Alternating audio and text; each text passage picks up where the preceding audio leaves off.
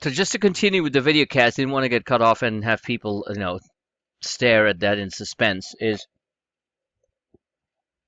what the main reason for the massive sell-off in the market today um, was the fact that a significant amount of institutional money that was short the euro got hurt big time.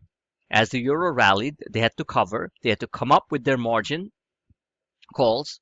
Keep in mind, these guys are heavily leveraged. If you're a hedge fund, you're leveraged 20 to 1. Simple English, for every $1,000, you got 19,000 that you're borrowing. It's a 20 to 1 ratio, or even 10 to 1 ratio. And the bottom line is that they are playing with borrowed money. So if a trade goes against them, well, they got to come up with the money. So they get scramble. It's not that they're printing money. It's not that they have a lot of cash. And then what they're doing is they're selling stuff on their books, whether it be the Googles, whether it be the Netflix or Apple or all kinds of stuff, or Celgene, all the things that for longs that we bought yesterday hurt us in one way or the other, right? Good. The other thing that so now we're going to basically dive into the actual market. We're going to talk about that. Now, before as you're looking at this chart in the back, which you've seen many, many times because I am a visual trader and I put out some fantastic charts out there for people to look at and use as a tool. I want to remind people of a couple of things here, and it's very, very important. I love doing what I do. This is my living. It's a tough business, and I think it's fascinating because it teaches me something every single day or almost every single week. So saying all that, the key thing to keep in mind is that in volatile markets, and I said that first thing in the morning, okay? If you're not prepared for it, if you're not ready to understand that volatility in its essence, in its core, means unpredictability, then don't trade. You cannot expect.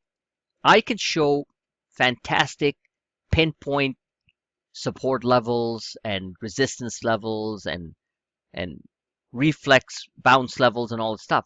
But when it's a market which is on a one-way ticket on major capitulative selling for reasons that I just explained in the previous video cast, then what the heck do you do? I scalped many times back and forth, and I said it very clearly. I don't have the desire or the ability to post those trades right away. You buy something quickly, you buy a couple of the calls, then it runs up 2 points, you take it. Sometimes it goes down a point or two before it runs up. You take it, you move, you buy a couple of the puts. Talking about the S&P stuff that I played today. So, and then I buy it again. Now, what I'm putting out there is for people to look on a swing side because I know, and I'll lay it down. It's the same story over again. There's nothing new. When it comes to the pattern symmetry, there is nothing new. The only thing new is it just feels different every time. Like, oh wow, this time is different. No, it's not. Every sell-off is the same. Every crisis is the same for different reasons. I've said this before, I'll say it again. So I want to stick to my line. It's the same old story. So the point is that does it not mean that that it's dangerous? Yes, of course it's dangerous. So the point is, do not expect me to give you a blow by blow exactly like, okay, what's going to happen in the next 15 minutes. I'm looking at my time-tested methods of deciphering markets, both on the upside and the downside. That's what I go by. That's what I have to live by. I'm not going to reinvent the wheel. So keep that in mind, please. I'm not running your books. If you're getting hurt on trades, get out. Take the loss and just sit back. The market's not ending. Now, if I'm aggressive enough to go attack the market back and forth, that's my business. That's what I do. I've said it before, I'll say it again. I do not even use more than 40% of my trading capital on any given day or any given week. So there's always cash on the side. So I deploy it. So just want to make it very clear. Now, if you don't have the ability to do that, then just don't trade. Don't try to trade like a volatility pro when you don't have the funds to do it or don't understand what the market is doing. And I want to make this very clear because, look, I'm here to help, but I'm not some charitable organization, right? So the point is that I have to be tough. I have to be direct. That's the only way you get, you teach a man how to fish. He fishes, he eats for the rest of his life. You give him a fish every day, he gets to be a lazy bum. That's what we call a welfare society, right? So the point is, this is not a welfare job. So I'm not going to, I'll help as much as possible, but I'm not going to keep on trying to make you dependent on everything that I do. Somebody says, "Oh, I want to learn." Somebody commented, a good member commented, "Oh, I want to learn, like, how you do it." I don't know how you're going to learn how I do it. I can just show you some guidelines.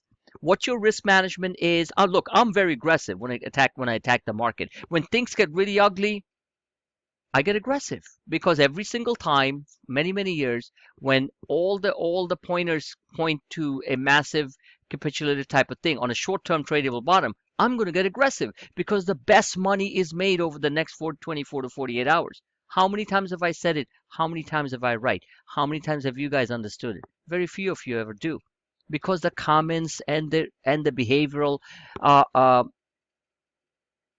signs during a large, not even that large, but like a powerful waterfall decline like we had today, a reversal, right? Is always the same. So I don't want to harp on it. You know what I'm saying, okay? We're big boys here and big girls, all right? So let's look to see here on what I think might be going on. Um, this is a 1 hour chart, the trader special. We closed down to 2040.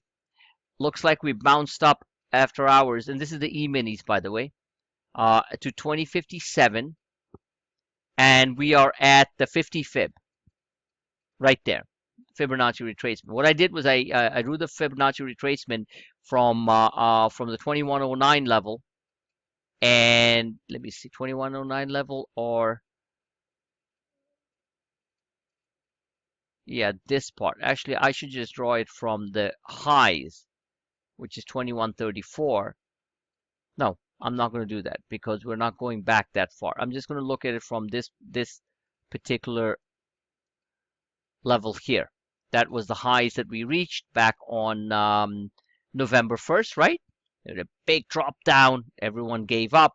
Then we just moved nicely. We never made it up there to 2112, looked like, and then this is the Mario Draghi sell-off. And this is where we reach, right? So the way you do it, you put the Fibonacci thing. I'm not saying this is, nothing is perfect. I'm just showing you the way it is. I mean, let's all grow up here, okay? There's nothing called perfection. We're just talking about just looking at probabilities of what might happen. We had a very powerful reversal of the, one second. This is a 30. It should have another number. The 38.2. Yep. We had a very powerful reversal of, let me just do this. I don't know why that doesn't show up. Okay, 38.2 Fibonacci. Okay. And we also, the simplest thing, let me get this out so it's actually clearer. Let me just get this out. Bingo. So let's take the closer look from since the last November. Remember, these were humongous water. This was huge. That was a 1,200 point crash in one day. Believe me, the comments in the room, everything, tempers being frayed and people just leaving it, that it's all over. It's all the same. Same thing happened here. Same thing happened here. All right. I do this, so I know. So bottom line is, same thing happened here. Big fat decline ending around the middle of the month, right? Same comments, same despair, same everything. Human behavior never changes. Very few people know how to contain their emotions and act against it. Very few people do. But as traders, I think every one of us should practice to do that. The ones who do, they're successful over time. The ones who don't, They just give up and they blame everyone else for it. All right. So this is not a blame game. This is the reality game of how to do it. So at this point, if you look at this thing here, we basically on the daily, this is the daily chart, so it carries a lot of weight. We're almost there. Yeah, we could slip down here, which would be fantastic. But you can visually see here that we're almost there with the sell-off. Now, if this turns from here, we're going to get a sharp bounce up. Remember, we're engaging the 34-day moving average right here on this red line, almost. That's where we bounced off from. Showed that in my other charts too. Please take time to review my multiple charts that I put across. Somebody said, oh, put out more S&P charts. For God's sakes, how many can I put out? My fingers and are just falling off. I'm constantly trying to show people in real time what's going on and what they should be looking at. Why don't you spend some time looking at your own screens and learning from it too? I can't keep on producing these charts anymore. And on a go-forward basis, I'll be engaging less in the chat room because I feel that more I engage, what happens is some people are getting dependent. So I will come in, I'll answer questions here and there, but I will not engage to the level that I'm doing right now. And I think it's good for all you, ladies and gentlemen, too. All right. So saying all that, here's a 50. That's at 2040. So we could slip down here too. No question about it. That would bring the stochastics all the way down here. It'd be good. Worst case scenario, we could go to 2000. Okay. Because that is a possibility. I'm just showing you what's in front of me. This is a downtrend line that we broke out of because this huge reversal candle on the 5th of December. Wow. I'm sorry. On the 18th of November, right there. Bang. Just went berserk, right? So now we are doing a pattern symmetry reversal. The pattern symmetry reversal, believe it or not, actually ends around the 2000 level. If you look at this as a pattern symmetry, and I was looking at it myself. If I get my crayon, there. Okay, so that's a possibility that we get down there. The other possibility is that we at least attempt a reversal bounce, which I think is in the making, up to the 2071 level or so on the S&P 500 right here to engage the